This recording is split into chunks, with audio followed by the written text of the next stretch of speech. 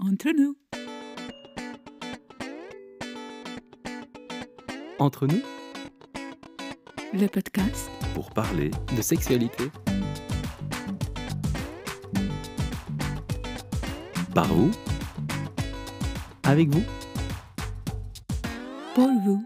Bienvenue au podcast Entre nous, le podcast du Lovell Center, le premier centre européen dédié au bien-être de la relation et de la sexualité. On vous invite à écouter, partager, commenter et nous supporter. Faites un don. Aujourd'hui, Maëlle est avec nous. Bienvenue Maëlle. Merci. Alors tu peux nous dire qui tu es ? Donc je m'appelle Maëlle.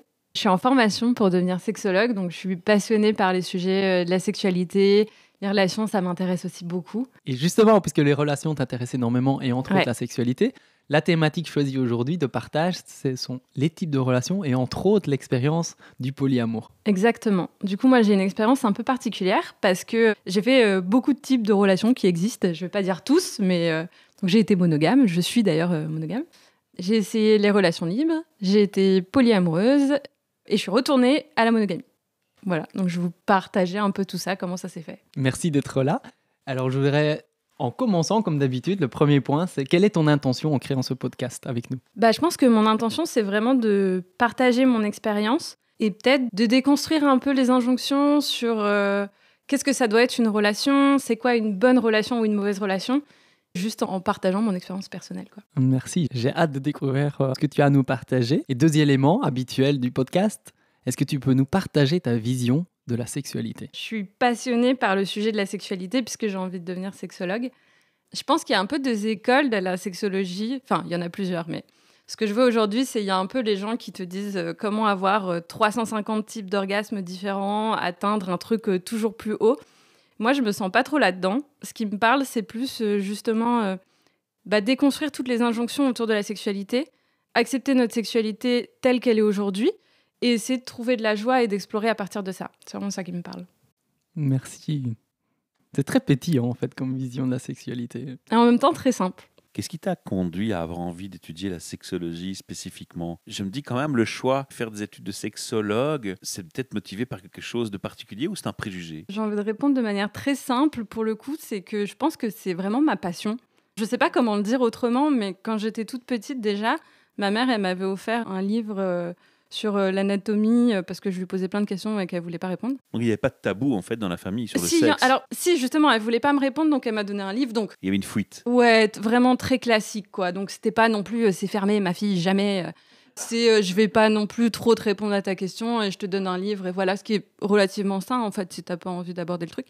Sauf que je me suis prise de passion pour ce livre, j'ai tout appris par cœur. Enfin, vraiment, j'avais des problèmes. Puis j'allais voir les gens en me disant tu savais qu'en fait, une zézette, ça se disait un vagin. Enfin, voilà, j'étais un peu, je sais pas pourquoi. Mais ça m'a passionnée, quoi. Et cette passion, je l'ai toujours eue. Alors peut-être que c'est lié justement au fait que j'ai des besoins affectifs qui sont assez forts et que du coup, la sexualité, c'est aussi un moyen de remplir ça, de chercher cette espèce d'union ou de transcendance ou de plaisir d'être ensemble avec l'autre. Peut-être qu'il y a quelque chose comme ça. Mais en tout cas, dans mon ressenti, c'est juste, c'est ça que j'aime, c'est ça qui m'anime, donc j'ai envie d'aller vers ça, quoi. Et donc ça t'a conduit vers des études de sexologue.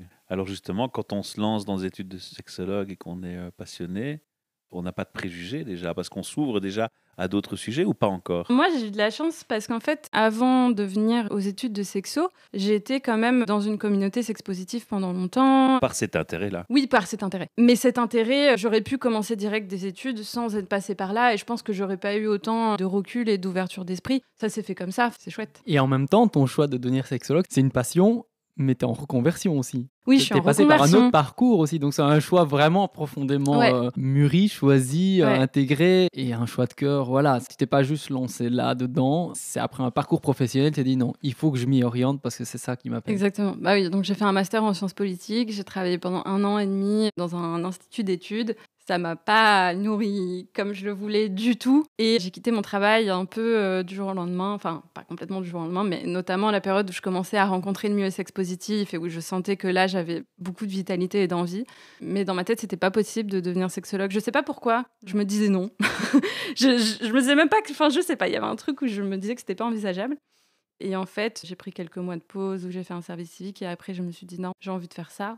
Je me suis rendu compte que c'était possible, contrairement à ce que je me disais. Donc j'ai repris des études et voilà. Comment es-tu arrivé à faire ces expériences, entre autres de polyamour? Est-ce que tu peux expliquer ton cheminement et puis ton expérience concrète qui t'est spécifique? Voilà, chaque auditeur, auditrice qui ont déjà essayé, voilà, ont leur expérience, mais la tienne est vraiment très très chouette à écouter. Ouais. Je pense que le premier truc à dire, c'est que j'ai grandi avec une vision de l'amour qui est très Disney. Parce qu'en fait, le modèle de mes parents était vraiment pas idéal en termes de couple. Et en plus, j'ai un peu grandi avec une carence affective. Du coup, j'avais des grands besoins amoureux, que j'ai toujours d'ailleurs. Et dans ma tête, c'était vraiment un jour, j'allais rencontrer une personne qui allait combler tous mes besoins et on allait faire notre vie ensemble et voilà, quoi. C'est tout. Et du coup, ça fait que j'ai été énormément en relation et j'ai été beaucoup dans des relations assez impliquantes, donc plutôt des relations de couple. J'ai eu quand même plusieurs relations de couple qui ont duré plusieurs années, alors que je suis relativement jeune. Et quand j'étais pas en couple, c'est que je voyais une ou plusieurs personnes et que j'avais tout le temps... En fait, je suis une personne vraiment amoureuse de l'amour. J'ai tout le temps un crush sur quelqu'un. Je suis tout le temps amoureuse d'une personne au minimum. Et dans ma tête, cette personne devient vraiment mon tout, quoi.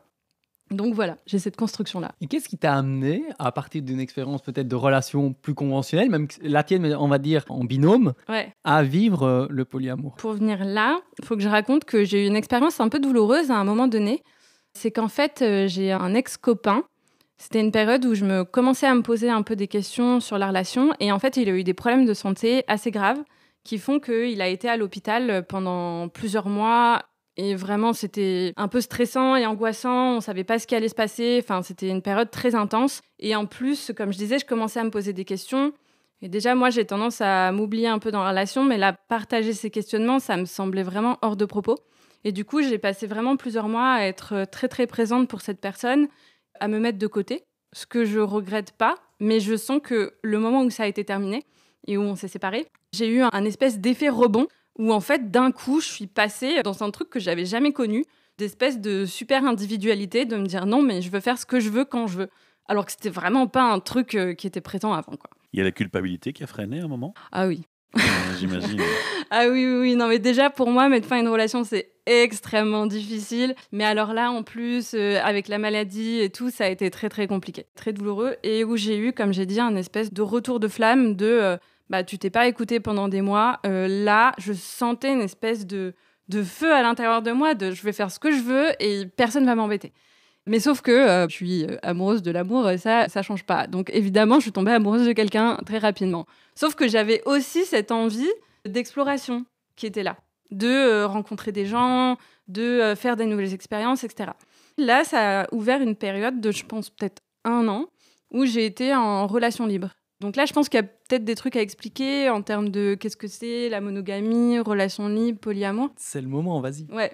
Donc la monogamie, c'est le modèle de base, voilà, classique, où 2 personnes sont ensemble et donc elles ont de la sexualité que ensemble, elles sont pas amoureuses d'autres personnes, elles partagent tout ça toutes les deux et pas à l'extérieur.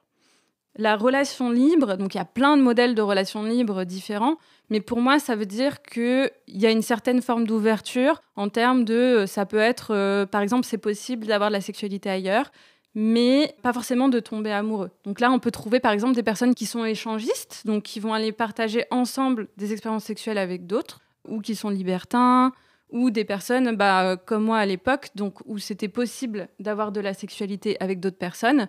Mais nous, notre règle, c'était un coup d'un soir, quoi. On voyait la personne une fois et ensuite on ne la revoyait pas. C'est marrant ce que tu dis là parce que je remarque pour m'intéresser aussi au sujet que, par exemple, dans les clubs échangistes et les gens qui disent y aller, quand tu parles avec eux pour essayer de comprendre, t'entends beaucoup qu'on met parfois des règles. Il y a des règles, tu vois. Il y a la règle de oui, on peut faire ceci, mais pas s'embrasser sur la bouche. Bon, le consentement, c'est important et je crois qu'on n'en parle pas assez. Mais ces règles qu'on se met tous, c'est toujours presque un besoin. Or, dans l'énergie que tu avais à ce moment-là, c'est plutôt un rejet des règles que tu avais. Donc, c'est difficile de positionner ton choix de type de relation dans un moment où tu te dis j'ai envie d'explorer, d'exploser, de laisser aller, de me lâcher prise. Mais j'ai pas envie de me définir. Et puis pourtant, tu es confronté à une société qui te dit mais t'es quoi toi? Je pense que ce qui me vient, c'est qu'en fait, il faut être au clair avec soi sur c'est quoi ses priorités.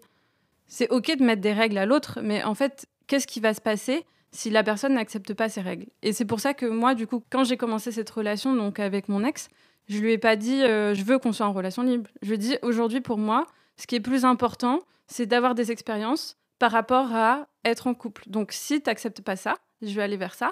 Si tu as envie d'aller explorer un couple où c'est possible, c'est OK pour moi. Mais du coup, s'il n'avait pas été d'accord avec ça, j'aurais pas été lui dire « Mais attends, c'est pas possible. » Tu veux pas chercher à convaincre. Voilà, non, pour moi, c'est se rencontrer à un endroit où ça a du sens. Mais c'est là qu'après, plus tard, parce que du coup, on est restés 4 ans ensemble, et c'est avec cette personne que j'ai été polyamoureuse, et à la fin, on a perdu ce truc, parce que je pense qu'au bout d'un moment, c'est peut-être plus difficile. Mais en début de relation, en tout cas, moi, c'est comme ça que je le voyais. En fait, je pense que les règles... C'est marrant parce que moi j'aurais pensé justement l'inverse. Ouais. J'aurais pensé que c'est quelque chose qu'on peut instaurer plus facilement Ah. dans un couple qui a déjà une lassitude de relation sur du temps.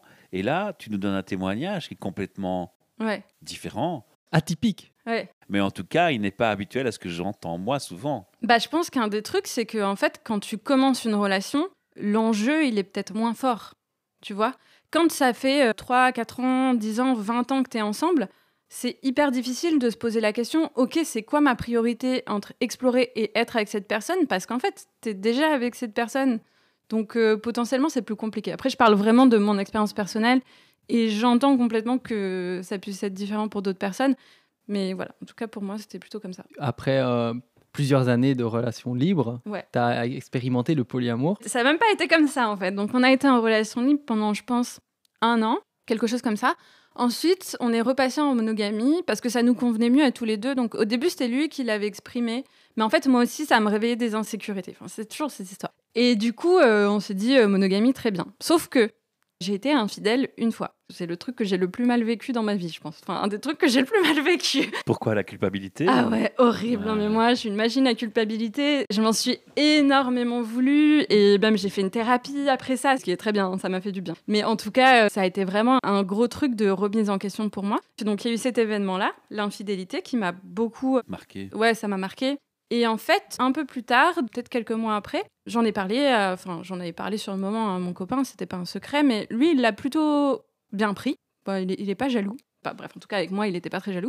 Et ensuite, il a commencé à me parler de polyamour. Et moi, je me disais pourquoi pas, parce que j'étais dans un truc de sincérité, d'ouverture. En fait, j'étais vraiment dans cette phase où je me disais, ok, genre, est-ce que c'est pas plus sain, en fait, d'exprimer... transparent. Voilà, d'être transparent. En fait, je pense que ce qui m'attirait, c'était vraiment...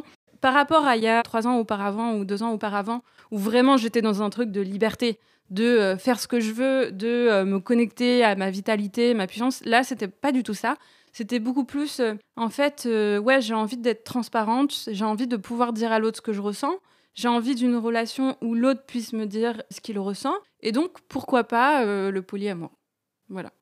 Sauf que au début, c'était très théorique comme concept. Je pense que beaucoup de polyamoureux, de personnes qui ouvrent leur couple, passent par cette phase où c'est on est polyamoureux ou on est en couple libre, mais en fait, il se passe rien. Ou ça leur tombe dessus sans prévenir, peut-être. Il y a des gens qui sont simplement tombés amoureux de deux Ah ouais. personnes et puis ils sont confrontés à la réalité et ça les oblige à se remettre en question dans le Ça relationnel. Ça peut. En tout cas, là, c'était plus ce truc où du coup, c'était un peu théorique. Mais je pense que derrière, je sais pas comment dire, lui, du coup, il a commencé à avoir des attirances, des envies d'explorer avec d'autres personnes avant moi. Parce que moi, déjà, j'étais en train de me remettre du fait d'avoir été infidèle. Ça m'avait un peu traumatisée. Donc, j'étais un peu dans un truc de non, mais je regardais pas d'autres gens. Enfin, j'étais vraiment très fermée à ce niveau-là. Et lui, par contre, il avait une ouverture qui était légitime dans un sens, puisqu'on en avait parlé. Mais en fait, je me suis rendu compte avec le recul que j'avais aussi accepté ça parce que j'avais été infidèle et il y avait une partie de moi qui me disait si tu peux pas être fidèle, alors autant être transparente. J'avais pas la notion que je pouvais juste être fidèle, tu vois. C'était devenu mon identité, alors que ça m'est arrivé une fois. Enfin, tu vois, genre il y a des moments. Et puis d'un autre côté, j'ai envie d'ajouter, être fidèle ne veut pas dire exclusif Ah non oui, plus. voilà. Alors exactement. Donc je pense que c'est deux notions qui sont complètement différentes. Donc en général, dans les couples, ce qu'on considère être la fidélité, donc si tu prends le couple classique, ça va être pas avoir du sexe avec d'autres personnes ou pas embrasser d'autres personnes. Enfin, voilà, après chaque couple a un peu sa définition. Mais en réalité, ça serait surtout respecter le contrat qu'on a défini ensemble. Et donc, si le contrat, il dit que c'est OK...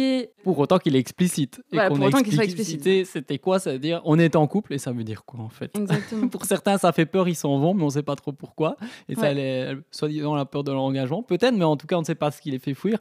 Pour d'autres, OK, tout va bien, mais c'est souvent implicite et on n'a pas écrit réellement ce que ça voulait dire d'être en couple là maintenant. Et comme tu disais dans un autre podcast, on évolue, on change tout le temps et notre rapport à la sexualité, elle change. Et notre sexualité évolue tout le temps. Donc même Donc le dire contrat je suis en change. couple, le contrat change en permanence et on évolue. Il faut arriver à le mettre à jour et se donner des moments de respiration, de faire des moissons et de se dire maintenant je sens qu'on passe des étapes, que j'ai beaucoup changé ou tu as changé ou le contexte a changé et que si un des 3 éléments change, avec les désirs, notre contrat doit évoluer. En tout cas, notre conscience de ce qu'on y fait dans ce contexte, dans ce container de la relation sécurisante quelque part et où on peut se dévoiler, être vulnérable en confiance avec l'autre, il doit évoluer naturellement. C'est marrant que tu dis ça parce que dans les couples qui ont des crashs et qui vont parfois jusqu'au divorce, la première chose qui sort dans les échanges et dialogues du couple qui se déchire, c'est un manque de communication qui est reproché à l'autre. Et donc, c'est peut-être justement ce message qui passe. Tu n'as pas remis le contrat en question à temps, tu ne t'es pas rendu compte de changements. Tu es un peu fautif. Et comme je dis toujours, quand un couple a un crash ou une difficulté, il y a un émetteur, un récepteur, il ne faut pas l'oublier. Et donc, c'est comme une com. Si on se comprend mal, on est 2 fautifs. Il y a peut-être celui qui exprime mal, peut-être, mais qu'est-ce qui empêche le récepteur de re-questionner et de dire, tiens, est-ce que je t'ai bien compris? C'est ce que tu veux? Alors, il ne faut pas reprocher à l'autre de dire, tu n'as pas remis le contrat à jour. Tu peux le faire, mais alors tu te remets aussi en question.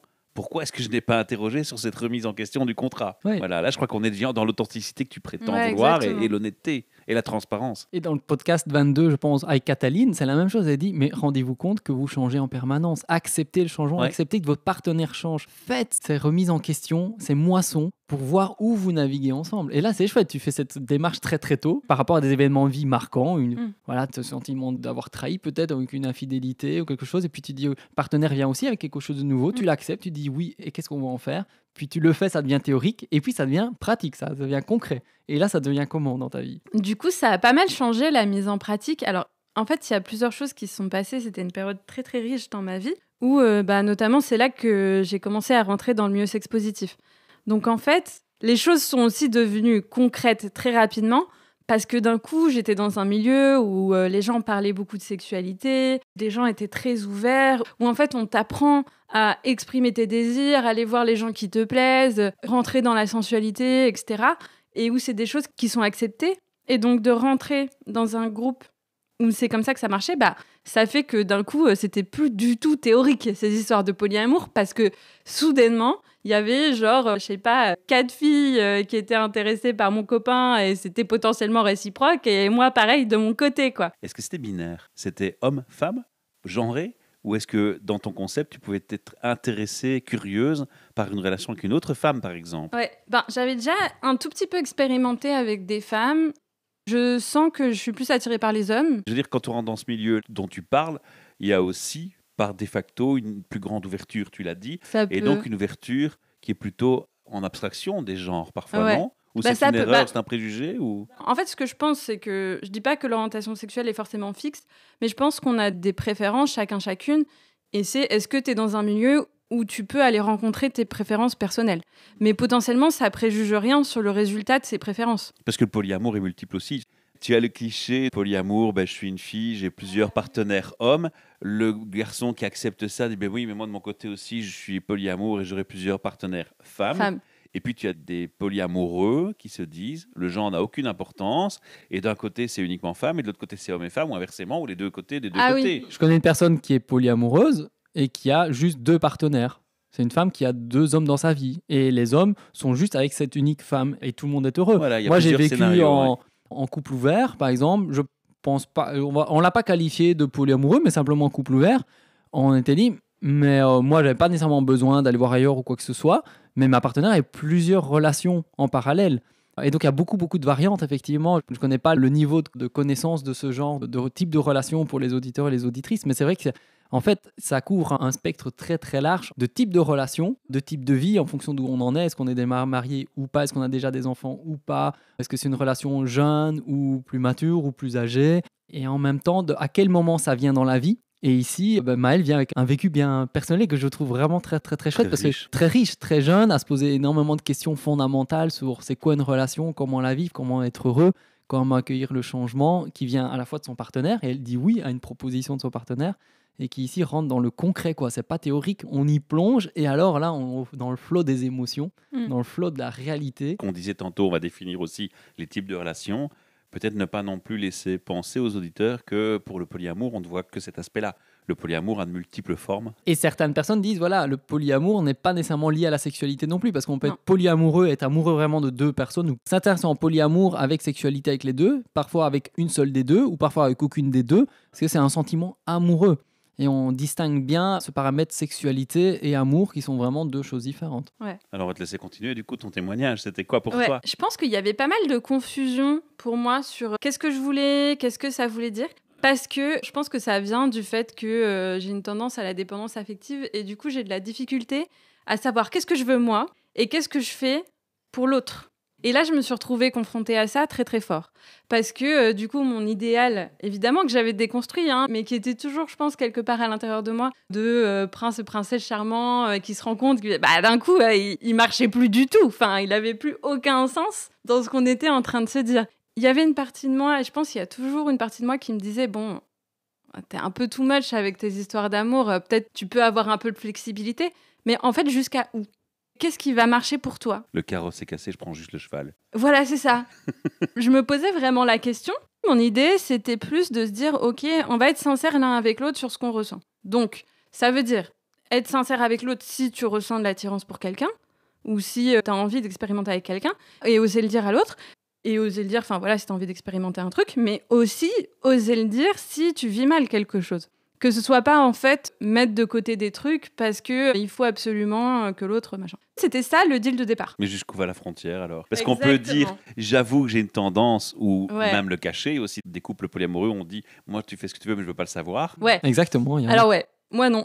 Alors, toi, tu veux le savoir, mais est-ce que tu veux le savoir aussi après? Il y a des polyamoureux qui se cachent, qui ne le disent pas aux partenaires, d'autres Ouais. ils les savent mais ils ne se parlent pas et les partenaires ne se connaissent pas, ou bien on ne partage pas nécessairement. Donc c'est vrai qu'il y a une panoplie énorme. Ouais. Nous, c'est pas tu vas dire tous les détails de on a eu du sexe comme ça. C'était pas forcément ça, mais par contre, il n'y avait pas de choses qui étaient cachées, quoi. Ouais. On se disait les choses. Si on voyait quelqu'un, on se le disait. S'il y avait des sentiments qui naissaient pour quelqu'un, on se le disait. Enfin, il y avait quand même beaucoup d'ouverture en termes de ce qu'on partageait, et on partageait énormément.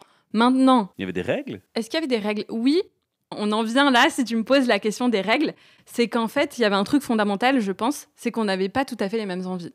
Et en fait, on n'était pas tout à fait sur la même longueur d'onde, et c'est là que ça a craché, parce que moi, j'avais besoin de plus de sécurité que lui. J'avais envie de mettre des règles, de poser des limites, en fait, tout simplement. Et lui, On voyait pas le sens. soit il n'en voyait pas le sens, soit il me disait oui, mais en les respectant pas complètement. Enfin voilà, il y avait des trucs pas super sains, parce qu'en fait, on voulait pas s'avouer qu'on voulait pas la même chose tous les deux, quoi. Et vraiment, j'ai envie de dire que c'est mon témoignage personnel, et je veux absolument pas sous-entendre que toutes les personnes qui sont dans des relations libres ou dans du polyamour, c'est parce qu'elles savent pas ce que je veux. Parce que je sais très bien qu'il peut y avoir ces préjugés, notamment de certaines personnes très monogames, très fermées dans ce qu'elles pensent, et qui se disent, en fait, si t'es polyamoureux ou si t'es en relation ouverte, c'est juste que t'as pas trouvé la bonne personne.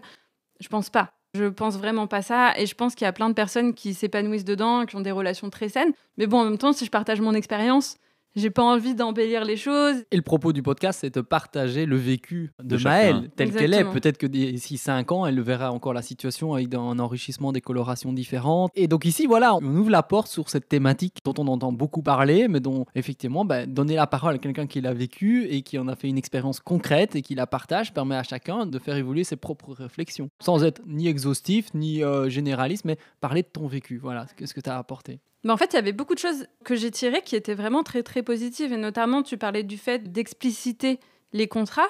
Je trouve que c'est quelque chose qui vraiment, quand je suis arrivée dans le milieu sexe positif, quand je suis arrivée dans le fait de partager vraiment ce qu'on veut ou pas, je trouve que les polyamoureux ou les gens en relation ouverte que j'ai rencontrés, ils ont 10 trains d'avance par rapport aux monogames. Bon, après, quand t'es monogame, t'as peut-être moins à te poser la question aussi.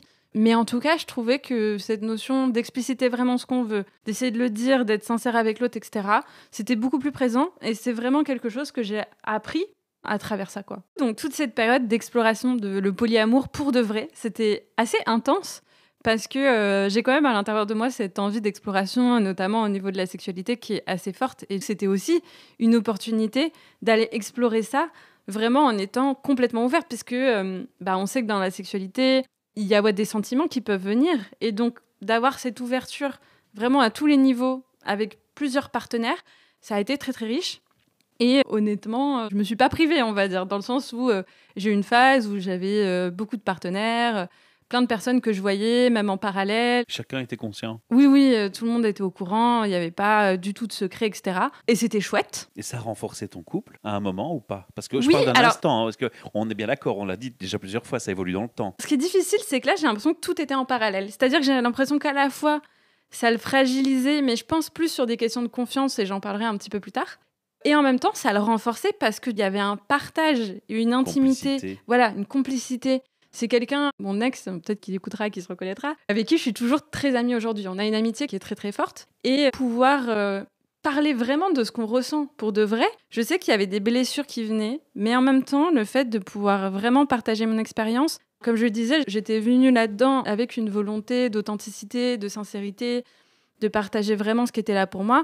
Et là, j'ai l'impression de l'avoir vraiment expérimenté, quoi. C'est-à-dire vraiment de pouvoir dire à l'autre, je commence à avoir des sentiments pour quelqu'un d'autre, parce que du coup, je suis tombée amoureuse de quelqu'un d'autre. Que ce soit accueilli, que ce soit entendu, c'est sûr que ça crée quelque chose de fort, quoi. C'est salvateur. Ouais. Voilà. Après, je dirais que c'était plus de la complicité, parce que ça a aussi fait dériver notre relation vers autre chose. C'est-à-dire que ça a développé justement la complicité, la compréhension, etc. Et peut-être la plus belle amitié du monde. En tout cas, une amitié très forte. Et en même temps, je vois que notre sexualité, elle était moins présente qu'avant, ou différemment, qu'on se connectait pas de la même manière.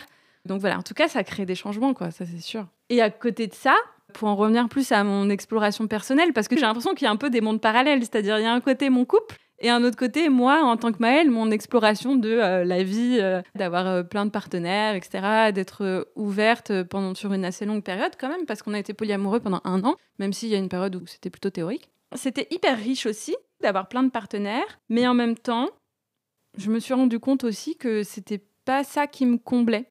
Contrairement à l'image que j'en avais. Alors moi, peut-être contrairement à d'autres femmes, je me disais ah non, c'est trop bien d'avoir plein de partenaires. Je voyais ça d'un œil assez positif en fait, même pour une femme. Je me disais, ça veut dire que t'es ouverte, que t'explores. J'ai eu de la chance, je pense, de pas avoir beaucoup de jugement par rapport à ça. Je me disais pas, c'est mal, t'as plein de partenaires, ou voilà. Je me jugeais pas par rapport à ça. Mais j'en avais une vision un peu fantasmée. Je pense comme peuvent avoir certains hommes d'une vision fantasmée, d'avoir plein de partenaires féminines et qu'est-ce que ça serait et tout machin. Par contre, il y a une différence. C'est Ouais. que les hommes, on les juge moins sévèrement en société que les Ouais. femmes. Est-ce que ça, tu l'avais ressenti? Est-ce que tu osais dire à tes amis, ah ouais, moi je suis polyamoureux, sans qu'on te dise, mais t'es une salope? J'en parlais à mes amis proches. C'était très bizarre aussi. Je sais pas s'il y a d'autres polyamoureux qui vivent ça, mais pareil, j'étais dans une communauté sex-positive. Et je sens que c'est quelque chose où, effectivement, j'en parle pas à tout le monde. Tu sens qu'il y a danger. Je peux pas dire si c'est une projection ou si c'est la réalité, parce que les personnes à qui j'en parle, elles réagissent bien, elles sont ouvertes. Mais il y a des gens, j'ai pas trop envie de leur dire. Et ça crée une forme de distance, en fait. C'est des personnes à qui je cache des parties de ma vie qui sont importantes. Je sais quelque part, parce que moi aussi j'ai cette volonté vraiment de beaucoup d'authenticité dans mes relations. Et donc quand je sens qu'il y a une partie de moi que je dois cacher, dans ma tête ça met une limite à la relation, quoi. Je me dis cette relation, ok, je vais peut-être pas trop l'investir parce que je sais que ça ira peut-être pas très très loin. Je sais que notamment à cette époque, j'étais avant ma reconversion, j'avais un travail et je me sentais extrêmement mal dans mon travail, notamment parce que je me disais en fait, ils savent pas qui je suis, quoi. C'est quelque chose qui est hyper important pour moi et ça me crée une espèce de déconnexion, un truc très désagréable. Et de nouveau un sentiment de culpabilité. Pas culpabilité là-dessus, mais plus ce sentiment de cacher quelque chose, quoi. Être entièrement toi-même. Ouais, Être voilà, juste totalement pas pouvoir être qui je suis, quoi. dans la vraie sincérité, d'être Ouais. qui tu es, de l'afficher, d'être serein avec ça Ouais, dans le contexte exactement. dans lequel tu es. Exactement. J'ai pas vécu le fait d'avoir du rejet social par rapport à ça, mais est-ce que le fait de se cacher, c'est pas une forme de rejet déjà? Ou une fuite, Peut-être. une protection Une que tu fuite, une t'instaures. protection, Ouais. ouais, voilà. Alors, on essaye de respecter une certaine durée de podcast standard pour votre confort. Et en fait, on va faire une pause sur ce podcast. Vous allez nous retrouver dans l'épisode suivant. On va vous demander de patienter un petit peu. Vous verrez que la suite est tout aussi riche et passionnante. Et donc, entre-temps, vous pouvez simplement réécouter peut-être le podcast même une deuxième fois pour voir en fait tout ce que vous avez peut-être pas déjà entendu dans la première version ou ce que vous entendez qui évolue en fait dans votre expérience. Et puis, à tout bientôt pour la deuxième phase de cet épisode. Entre nous. Entre nous, Le podcast Pour parler de sexualité Par vous. Avec vous. Pour vous.